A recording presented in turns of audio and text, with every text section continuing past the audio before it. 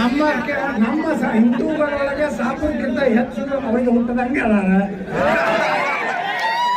ವಕಫ್ ಕಾನೂನಿಗೆ ಹಿಂದೂಗಳು ಯಾರು ಬಾಳಾ ಸಾಹೇಬ್ ಠಾಕ್ರೆ ಮಗ ವಿರೋಧ ಮಾಡ್ತಾನ. ಎಂತ ಬಾಳಾ ಸಾಹೇಬ್ ಠಾಕ್ರೆ ರೀ, ಅವ್ರಿಗೆ ಕೇಳಿದ್ರು ಪತ್ರಕರ್ತರು, ನೀವು ಹಿಂದೂ ಹುಚ್ಚಿದ್ದೀರಿ ಅಂತೇಳಿ. ಐ ಆಮ್ ಮ್ಯಾಡ್ ಹಿಂದೂ, ಹಿಂದುತ್ವಕ್ಕಾಗಿ ಹಿಂದೂಗಾಗಿ ಹುಚ್ಚದೀನಿ ಅಂತ ಹೇಳಿದ್ರೆ ಯಾರು ಬಾಳಾ ಸಾಹೇಬ್ ಠಾಕ್ರೆ ಅವರು. ಆದ್ರೆ ಅವ್ರ ಮನ್ಯಾಗ ಒಂದು ಮೊಹಮ್ಮದ್ ಪೈಗಂಬರ್ ಠಾಕ್ರೆ ಅವರು. ಆದ್ರೆ ಅವ್ರ ಮನ್ಯಾಗ ಒಂದು ಮೊಹಮ್ಮದ್ ಪೈಗಂಬರ್ ಹಿಂಗ ಆಗ್ತಾವ ಕ್ರಾಸ್ ಬೀಡ್ ನೋಡಿ. ಮೊದಲೇದು ಹೇಳ್ತೀನಿ, ನಾ ಸ್ಪಷ್ಟೀಕರಣ ಕೊಡ್ತಾ ಇದ್ದೀನಿ. ನಾನು ಪ್ರವಾದಿ ಮೊಹಮ್ಮದ್ ಪೈಗಂಬರ್ ಅವರ ಹೇಳಿ ಎಲ್ಲಿ ಹೆಸರು ತಗೊಂಡಿಲ್ಲ. ನಾನು ಮಾತಿನ ವೇಗದಲ್ಲಿ ಮೊಹಮ್ಮದ್ ಅಲಿ ಜಿನ್ನಾ ಅಂತೇಳಿ ಹೇಳುವ ಬದಲಿ ಅಷ್ಟೇ ಕಟ್ಟಾಗಿತ್ತು.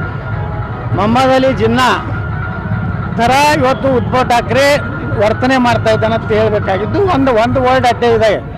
ಯಾವಾಗಲೂ ಪ್ರವಾದಿ ಮೊಹಮ್ಮದ್ ಪೈಗಂಬರ್ ಅಂದಾಗ ಮಾತ್ರ ಆ ಇಸ್ಲಾಂ ಧರ್ಮದ ಸಂಸ್ಥಾಪಕರ ಹೆಸರು ತೊಗೊಂಡಂಗೆ ಆಗ್ತದೆ.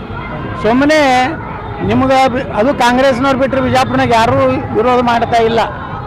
ಇವರಿಗೆ ಕಾಂಗ್ರೆಸ್ನವ್ರಿಗೆ ಒಂದು ಇಶ್ಯೂ ಬೇಕಾಗಿದೆ, ಹತಾಶೆ ಆಗಿದ್ದಾರೆ. ಈ ಕಾರಣ ಏನು ಬಿಜಾಪುರದಲ್ಲಿ ಏನು ನಡೀತಾ ಇಲ್ಲ, ಗುಂಡಾಗಿರಿ ನಡೀತಾ ಇಲ್ಲ, ಹತ್ತ ವಸೂಲಿ ನಡೀತಾ ಇಲ್ಲ. ಅದಕ್ಕೆ ಇದೊಂದು ನಾವು ಮಾಡ್ಕೊಂಡು ನಮ್ಮ ದೇವರಿಗೆ ಬೇಡಾಡ್ತೇವೆ.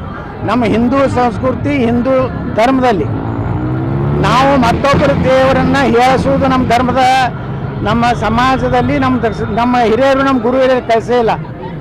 ಆದರೆ ಹಿಂದೂ ಧರ್ಮದಲ್ಲಿ ರಾಮ, ಕೃಷ್ಣ, ಲಕ್ಷ್ಮೀ, ಸರಸ್ವತಿಯನ್ನು ಅಪಮಾನ ಮಾಡೋರು ಯಾರು ವಿದೇಶನಾಗ? ಅವ್ರಿಗೂ ಇದೇ ಆಗ್ಬೇಕಲ್ಲ. ಈ ರೀತಿ ಒಂದು ವ್ಯವಸ್ಥಿತವಾಗಿ ಸಚ್ಚು ಹಿಂದೂ ಏನು ಮಾತಾಡ್ತಾರೆ ಅವ್ರನ್ನ ಮುಗಿಸ್ಬೇಕನ್ನೋಂಥದ್ದು ಬರೀ ಅಲ್ಲಿಲ್ಲ. ನಮ್ಮಲ್ಲಿ ಕೆಲವೊಂದು ಜನ ಅದಾರೆ, ಅವರೆಲ್ಲ ರಾತ್ರಿ ಅವರಿಗೆಲ್ಲ ಸಪೋರ್ಟ್ ಮಾಡಿ ಅವ್ರ ಜೊತೆಗಿದ್ದಾರೆ. ಆದರೆ ಅವರು ಭಾಳ ಈಗ ಇವ್ರಿಗೆ ಒಂದು ಇಶ್ಯೂ ಸಿಕ್ಕಿದೆ, ಇದರಾಗೆ ಮುಗಿಸ್ಬಿಡೋಕೆ ಯತ್ನಾಳ್ ಮುಗಿದಿಲ್ಲ. ಇಡೀ ಕರ್ನಾಟಕದ ಹಿಂದೂಗಳು ನನ್ನ ಜೊತೆಗಿದ್ದಾರೆ. ನೀವೇನಾರು ಅದು ತಿಳ್ಕೊಂಡಿದ್ರೆ, ನೀವೇನಾರೇ ನನ್ನನ್ನು ಮುಗಿಸ್ಬೇಕಂದಿದ್ರೆ ಕರ್ನಾಟಕದಲ್ಲಿ ಬೆಂಕಿ ಹತ್ತದೆ. ಇದನ್ನು ಈಗಾಗಲೇ ಪೊಲೀಸ್ ಇಲಾಖೆದವರು ಭಾಳ ಸಂಪೂರ್ಣ ತನಿಖೆ ಮಾಡ್ತಾ ಇದ್ದಾರೆ. ಆ ತನಿಖೆ ಬರಲಿ, ಅದರೊಳಗೆ ಯಾರ್ಯಾರು ಅದ ಅನ್ನೋದು ಹೊರಗೆ ಬರ್ತದೆ. ಇಲ್ಲಾಂದ್ರೆ ತನಿಖೆ ಮಾಡ್ಲಿಕ್ಕೆ ನಿಪಕ್ಷಪಾತವಾಗಿ ರಾಜ್ಯ ಸರ್ಕಾರಕ್ಕೆ ಏನೇ ಕೊಡಲಿ. ಇದೇ ವಿಚಾರವಾಗಿ